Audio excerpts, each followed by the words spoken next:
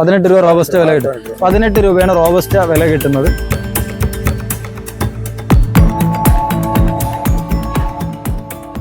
Hello, അപ്പോൾ ഇന്ന് നമ്മളുള്ളത് ഒരു വാഴക്കുല കൃഷി ചെയ്യുന്ന തോട്ടത്തിലാണ്. കൃഷിക്കാരിൽ നിന്ന് ഡയറക്റ്റ് നിങ്ങൾക്ക് സാധനങ്ങൾ വാങ്ങണമെന്ന് ആഗ്രഹമുണ്ട്, മാർക്കറ്റിൽ നിന്ന് കൂടുതലാണ് കിട്ടുന്നതെങ്കിൽ കൃഷിക്കാരെ ഡയറക്റ്റ് കോൺടാക്ട് ചെയ്യാം. എങ്ങനെയാണ് നിങ്ങൾ നമ്മുടെ വാഴക്കുല കൃഷിക്കാരിൽ നിന്ന് മാർക്കറ്റിലേക്ക് അവർ സാധനങ്ങൾ കൊണ്ടുപോകുന്നത്, എങ്ങനെയാണ് അവരുടെ നമ്മൾ ഇതിനു മുന്നേയൊക്കെ നമ്മൾ പല വീഡിയോകളും ചെയ്തിട്ടുള്ളത് മാർക്കറ്റ് വീഡിയോയാണ് ചെയ്തിട്ടുള്ളത്. കൊല എടുക്കാനുള്ള മാർക്കറ്റുകളുടെ വീഡിയോ അത് കാണാത്തവർ പോയിട്ട് നമ്മുടെ ചാനലിൽ ഉണ്ടാവും. 2-3 മാർക്കറ്റിന്റെ വിശേഷങ്ങൾ നമ്മൾ ഇട്ടിട്ടുണ്ട്. അപ്പോൾ അത് നിങ്ങൾക്ക് പോയിട്ട് കാണാം. ഇപ്പോൾ നമ്മളൊരു തോട്ടത്തിലാണ്. നമ്മൾ ഡയറക്റ്റ് തോട്ടത്തിൽ നിന്ന് കൃഷിക്കാരിൽ നിന്ന് എങ്ങനെ കൊല വാങ്ങാം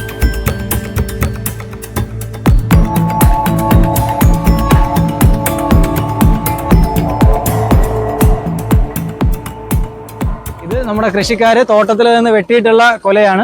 ഇത് റോബസ്റ്റ, നമ്മളവിടെ വരുന്ന റോബസ്റ്റയാണ്. ഇതിപ്പോ നമ്മൾ കാണുന്ന റോബസ്റ്റ തോട്ടത്തിന്റെ സെന്ററിലാണ്. ഇവിടെ ഒരു വേറെന്തോ കൃഷിയായിരുന്നു, അപ്പൊ ട്രാക്ടറിൽ വെട്ടി കയറ്റിയിട്ടുണ്ട്. ഇതിനിപ്പോ റോഡിലുള്ള വണ്ടിയിൽ അഥവാ ഇവിടെ വരുന്ന കൃഷിക്കാര് വെട്ടി സാധനം വെട്ടിയിട്ട് കൊണ്ടുപോകുന്നത് ഇതുപോലെ ട്രാക്ടറിലാണ്. ഉള്ളിൽ നിന്നുള്ളത് കൊണ്ടുപോകുന്നത് ട്രാക്ടറിലാണ് വെട്ടിക്കൊണ്ടുപോകുന്നത്.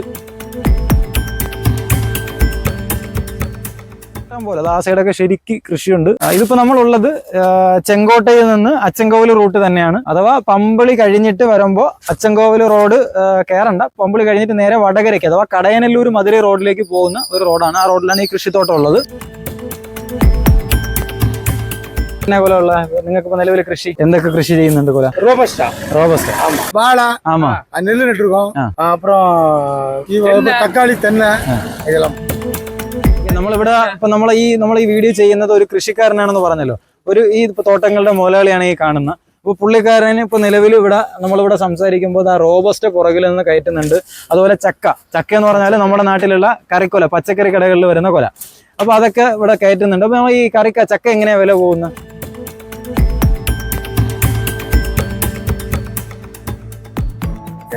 കിലോ 21 രൂപ. 21 രൂപ നിങ്ങൾക്ക് കിട്ടുന്ന വില. കൃഷിക്കാരന് ഇവിടെ കിട്ടുന്ന വില 21 രൂപയാണ് ഇവർക്ക് കിട്ടുന്നത്. ഇപ്പൊ മാർക്കറ്റിൽ വില ഉള്ളത് കൊണ്ടായിരിക്കാം. അതുപോലെ റോബസ്റ്റ 18 രൂപ. 18 രൂപ റോബസ്റ്റ വില കിട്ടും. 18 രൂപയാണ് റോബസ്റ്റ വില കിട്ടുന്നത്. ഇത് കൃഷിക്കാരന്റെ വിലയാണ്. ഇനി അപ്പൊ ഇത് പറയുമ്പോൾ കേരളത്തിൽ ഈ വീഡിയോ കാണുന്നവരാരും ഇതിന്റെ അടിയിൽ വന്നിട്ട് കമന്റ് ഇട്ട് പൊങ്കാലിടണ്ട. കാരണം കേരളത്തിൽ ഈ സാധനം വിൽക്കുന്നത് 30 രൂപയ്ക്ക് 40 രൂപയ്ക്കൊക്കെ ആയിരിക്കും റീറ്റെയിൽ വിൽക്കുന്നത്.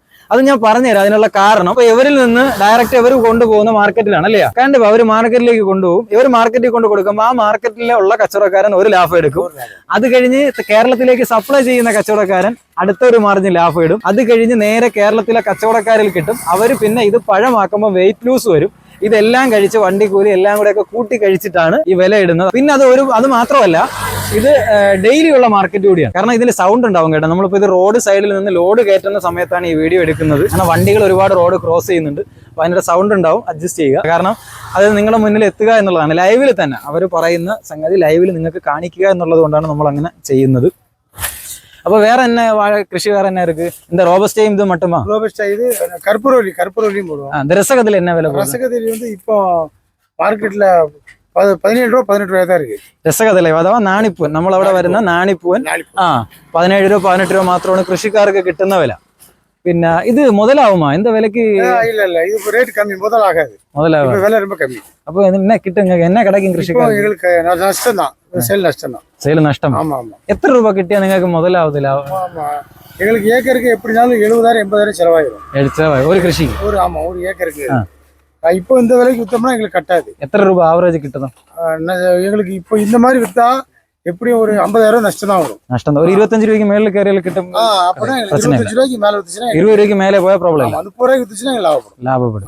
25 ஆனங்களும் ப்ராப்ளம். ஓரளவு ரொம்ப நஷ்டப்படாது. இப்போ இந்த ரோபஸ்டா எவ்வளவு விலை போகுது? ரோபஸ்டா இப்போ 18 രൂപ പോകുது. 18 രൂപ പോകുது. ഓക്കേ, ഇവർ പറയുന്ന വെച്ചാൽ ഇപ്പോ ഈ 18 രൂപ റോബസ്റ്റയ്ക്ക് കിട്ടിയാൽ ഇവർക്ക് വലിയ ലാഭമൊന്നുമില്ല. ഒരു മുതൽ പരാവരം കിട്ടിപ്പോകും എന്നാണ് പറയുന്നത്. ഇതെന്താ വിളച്ചി ആയില്ല? அதுக்கு முன்னாடி வெட்டிருக்கு?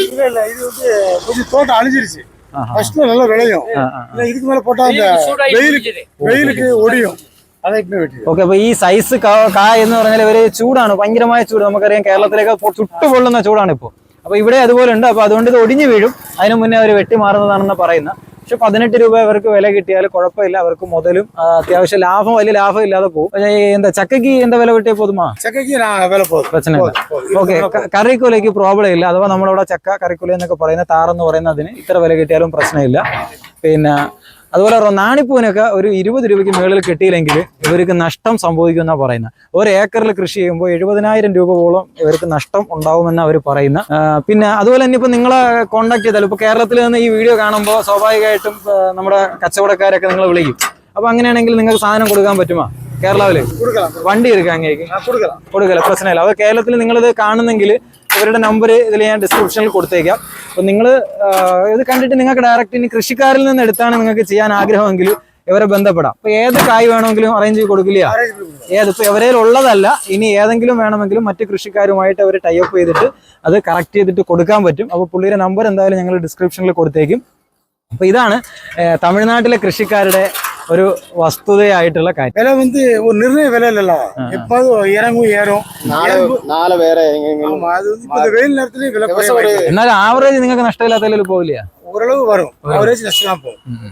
അവര് പറയുന്നത് പിന്നെ ഒരു സീസണിൽ നഷ്ടം വന്നാൽ അടുത്ത സീസണിൽ അത് കറക്റ്റ് പണി പോകും. അതുകൊണ്ട് കറക്റ്റ് ചെയ്ത് പോകും. അതുകൊണ്ട് വേറെ വിഷയമൊന്നുമില്ല.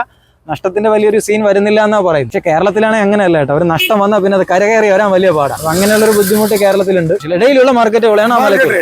ശരി, അപ്പൊ ഈ വില കണ്ടിട്ട് നിങ്ങൾ ഈ വിലയ്ക്ക് കൊല ചോദിക്കരുത്. കാരണം അന്ന് വിളിക്കുന്ന എത്രയാണോ മാർക്കറ്റ്, ആ മാർക്കറ്റ് പ്രൈസിലാണ്. ഡെയിലി മാർക്കറ്റാണ് അജോൽ ബിസിനസ്. അപ്പോൾ ഡെയിലി മാർക്കറ്റ് റേറ്റിൽ നിങ്ങൾക്ക് സാധനം തരും. അപ്പൊ ഈ കിടക്കുന്ന സാധനങ്ങളെല്ലാം ഇപ്പൊ ചൊറന്റെ മാർക്കറ്റിൽ അഥവാ പച്ചക്കറി മാർക്കറ്റിലേക്ക് പോകാനുള്ള ലോഡുകളാണ്. അപ്പൊ ഇതൊക്കെയാണ് നമ്മുടെ ഇന്നത്തെ ഈ വീഡിയോയിലുള്ള വിശേഷം. അപ്പൊ മറ്റു വിശേഷങ്ങളും മറ്റു വീഡിയോയുമായി കാണുമ്പോഴേക്കും ബൈ.